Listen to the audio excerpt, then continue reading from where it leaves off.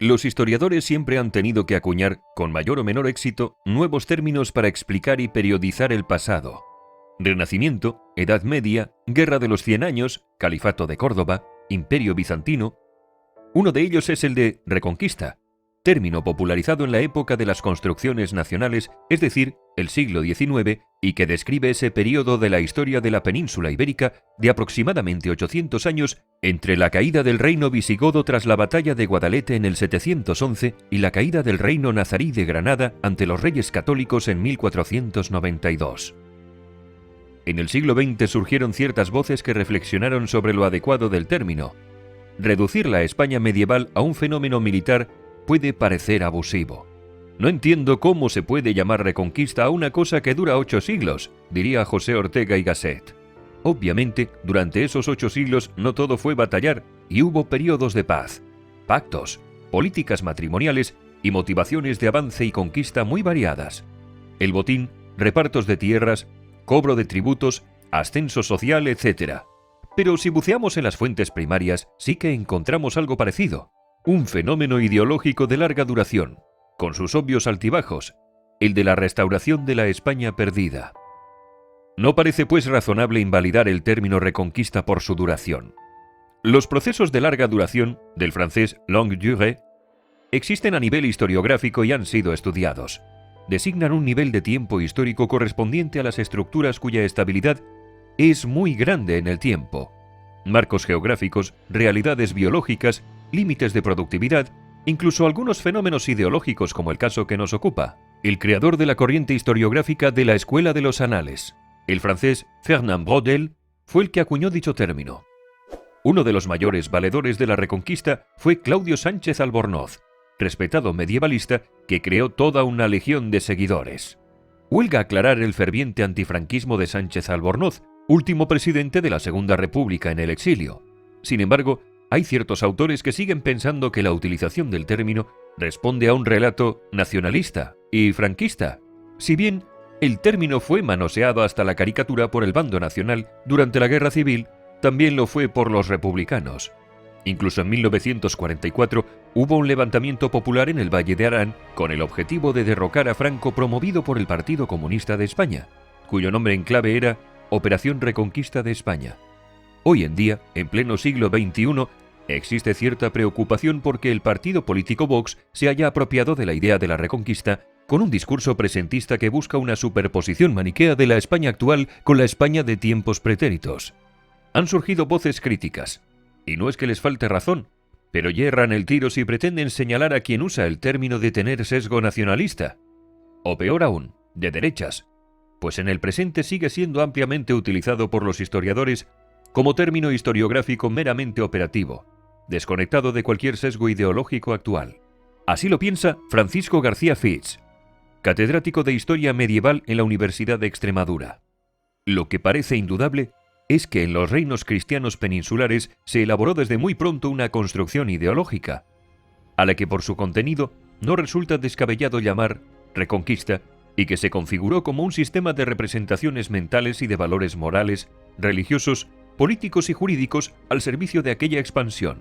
Sin embargo, hay algún historiador que sigue llevando la batalla al terreno ideológico, como es el caso de José Enrique Ruiz Domènech, catedrático de Historia Medieval de la Universidad Autónoma de Barcelona, que especula al inferir que ese ideal neogótico llamado Reconquista sigue dándole legitimidad a cierto discurso político.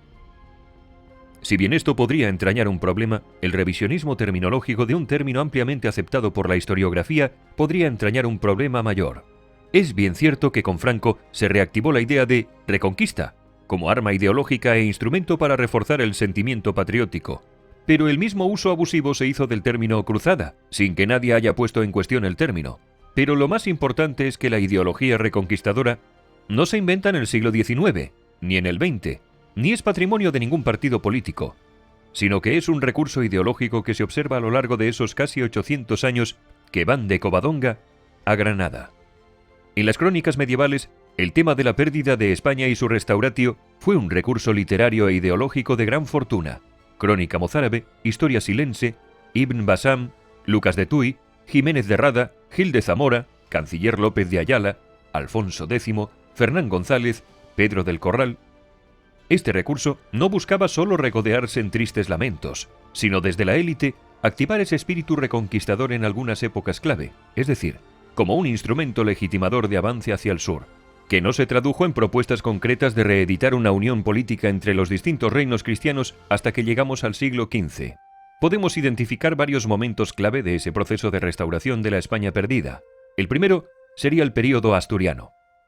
El reino visigodo cayó, pero es el germen del proyecto del reino de Asturias, en tanto que Asturias es una copia en miniatura del reino visigodo. Alfonso II emula una nueva Toledo con su traslado a Oviedo de la capital, siendo el gran impulsor del neogoticismo, culminado por Alfonso III, que sufragó crónicas en las que trataban de buscar la legitimación en los reyes godos. Cristo es nuestra esperanza, que por este pequeño montículo que ves sea España salvada y reparado el ejército de los godos. Puede leerse en la crónica de Alfonso III, versión rotense, finales del siglo IX. Unas palabras puestas en la boca de Pelayo cuando se habla de la batalla de Covadonga, inicio de la resistencia cristiana. Los historiadores señalan que la batalla de Covadonga entre islámicos y rebeldes montañeses ocurrió alrededor del año 720. Escaramuza o no, lo cierto es que en torno a Pelayo se empezaría a articular un reino que, como dice el doctor en historia medieval José Sotochica, no olvidaría a los visigodos. Para los historiadores es muy difícil extraer opiniones claras de los siglos VIII y IX por la escasez de fuentes escritas. Sin embargo, en el 754 nos encontramos con la crónica mozárabe escrita como una continuación de la historia de los godos de Isidoro de Sevilla, en la que hay un pasaje conocido como el lamento por la pérdida de España. La crónica habla de la batalla de Poitiers, pero no menciona explícitamente Covadonga. No obstante, nombra unas gentes asustadas que rechazan la paz lograda y huyen en desbandada a las montañas. Los monarcas asturianos se legitiman en los reyes godos. Crónicas, ideología, fórmulas y títulos, arte, fuero juzgo, mitos. Un segundo periodo clave en la actividad restauradora sería el de Alfonso VI de León. En 1085 conquista Toledo, la antigua capital de los reyes godos, intitulándose Imperator Totius Hispaniae. El gran proceso reconquistador se puso en marcha básicamente a partir de aquí, una vez ya había desaparecido el califato de Córdoba. Un tercer periodo llegaría con otro Alfonso, Alfonso VIII, el de las Navas, que protagoniza en unión con otros reinos cristianos un gran empuje reconquistador tras la victoria de las Navas de Tolosa en 1212, apuntalando el peso creciente del reino de Castilla en el ámbito peninsular. Antes de abandonar Toledo para dirigirse al campo de batalla, Alfonso VIII arengó a los combatientes hispanos. «Amigos, todos nosotros somos españoles. Los moros entraron en nuestra tierra por la fuerza y nos la han conquistado, y fueron muy pocos cristianos a los que no se desarraigó y expulsó de ella». El ideal reconquistador proporcionaba a las sociedades cristianas un objetivo superior por el que luchar. García Fitz explica que, gracias a este marco ideológico, cualquier manifestación bélica contra el Islam, independientemente de sus causas reales y sus objetivos concretos, quedaba incluida en un proyecto global, la legítima recuperación de un bien perdido. El cuarto periodo sería el de Fernando III el Santo, hijo de Alfonso IX de León, que a su vez era primo de Alfonso VIII de Castilla, que unificaría dinásticamente y de manera definitiva los reinos leonés y castellano. También reconquistaría los reinos de Córdoba, Jaén y Sevilla. Por otro lado, en la crónica de Aragón, Jaime I el Conquistador extendería sus dominios sobre las Islas Baleares y Valencia. En la crónica atribuida a Jaime I se dice que el apoyo militar de este Alfonso X, casado con su hija Violante, frente a la insurrección musulmana de Murcia, fue per salvar España. Tras un parón de 2 siglos, exceptuando las campañas de Alfonso XI, el proyecto reconquistador culmina con los reyes católicos. El matrimonio de estos y el acceso de Fernando al trono aragonés en 1479 sellaría la unión de las coronas de Castilla y Aragón. Ya el cronista Diego Valera había vaticinado a Fernando no solo el dominio de estos reinos de Castilla y Aragón, mas habréis la monarquía de todas las Españas e reformaréis la silla imperial de la ínclita sangre de los godos donde venís. Durante su reinado se produce la conquista de Granada en 1492, último reducto musulmán, y es presentada como una labor que atañe a todos los hispanos. El obispo de Gerona, Joan Margarit, anuncia a los reyes católicos como restauradores de la unidad perdida. Hispania tota sibi restituta est, que diría Antonio de Nebrija. La discusión sobre lo adecuado del término reconquista todavía no parece que sea un debate que se haya superado en pleno siglo XXI. A pesar de que algunos historiadores hayan puesto el término en cuestión y otros muchos lo hayan matizado, una gran cantidad de prestigiosos historiadores usaron el término en su momento.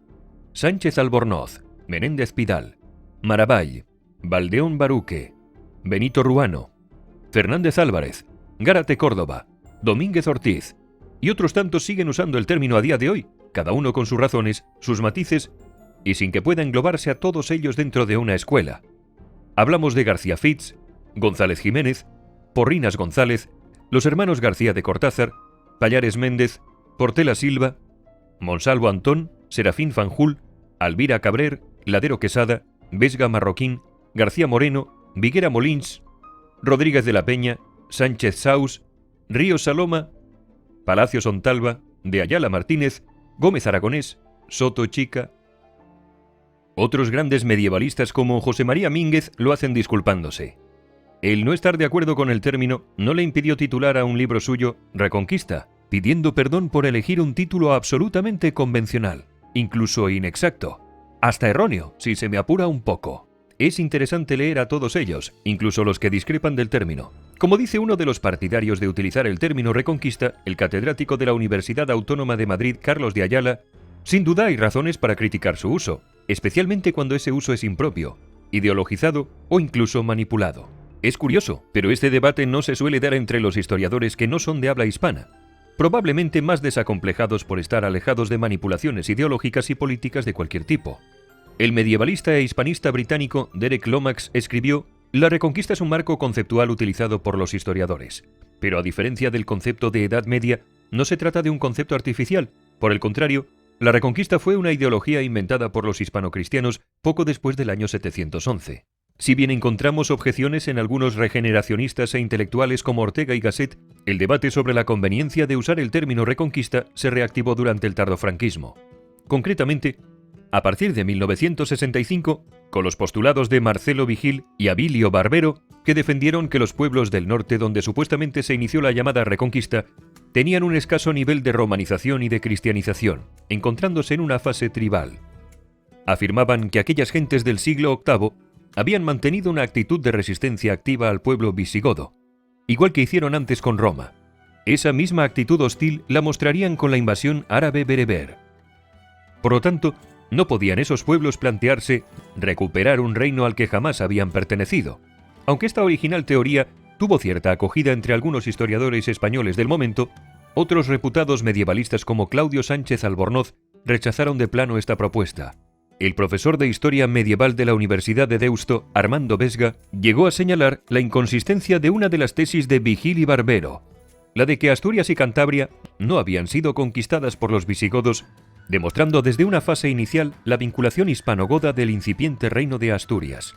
Las tesis de Armando Vesga han recibido algunos apoyos de otros colegas de profesión.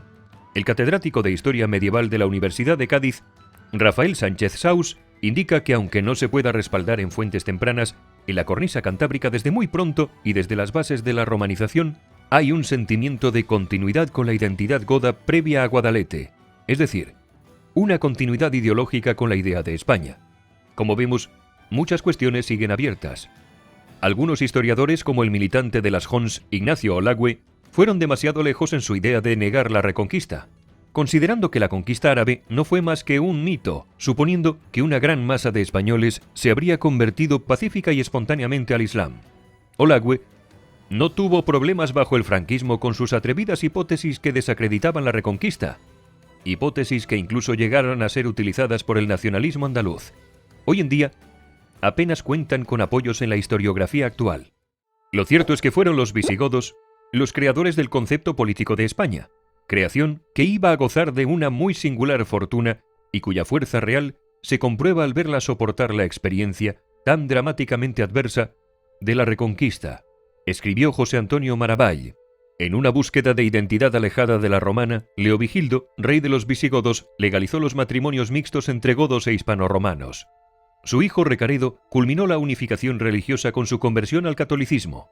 Suintila, según afirmaba el destacado eclesiástico y erudito San Isidoro de Sevilla, fue el primero que obtuvo el poder monárquico sobre toda la España peninsular. De ahí que los reyes visigodos del siglo VII y comienzos del VIII se hacen llamar reges Hispaniae, reyes de España, Como ha señalado el historiador y académico Luis Agustín García Moreno, uno de los mayores expertos mundiales en la España visigoda, se había producido un deslizamiento lingüístico del Regnum Gotorum al Regnum Hispaniae. San Isidoro formuló la unión de la identidad étnica goda con la patria hispana. San Julián identificaba por completo a los godos con los hispanos. La idea de España era tan fuerte en el 711 que tanto los conquistadores árabe-bereberes como conquistados la hicieron suya desde el primer momento.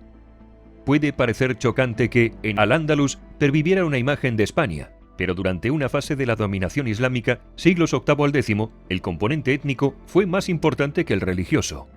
Prueba de la pervivencia de España en la primera fase andalusí es que el cronista mozárabe del 754 utiliza la fórmula Regnat in Hispania cada vez que un valí de Al-Ándalus inicia su gobierno, o que acuñaran monedas en las que figurarían las letras latinas Span en uno de los lados. Esa idea de España se iría diluyendo en la zona islámica, al mismo tiempo que iba cobrando fuerza en los reinos cristianos del norte. En aquel Regnum Hispaniae de los godos con capital en Toledo, el filósofo Gustavo Bueno la denominó Proto-España, está la semilla misma del proyecto político de la España cristiana, que con sus indudables cambios formales, guerras, luces, sombras y muchas otras vicisitudes, llega hasta nuestros días.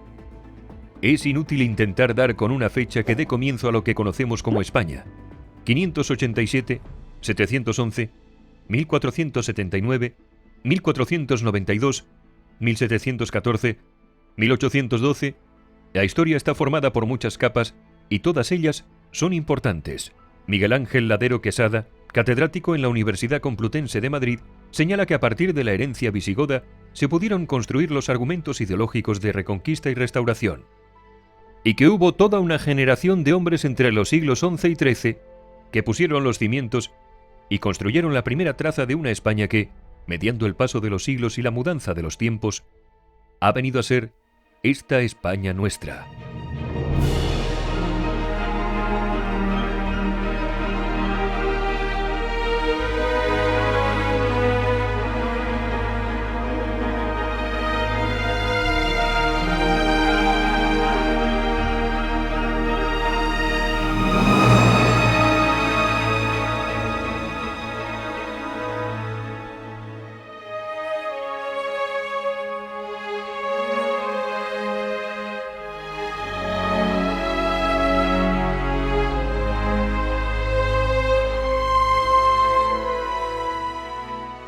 Tenemos buenas noticias para todos los amantes de Academia Play. Hemos desarrollado una app que ya puedes descargarte en tu móvil o en tu tablet. Dentro de la aplicación tienes toda la historia de España desde la prehistoria hasta nuestros días. La aplicación cuenta con 47 unidades didácticas, cada una de ellas con un vídeo, un podcast y un texto. Es decir, 47 vídeos, 47 podcasts y 47 textos.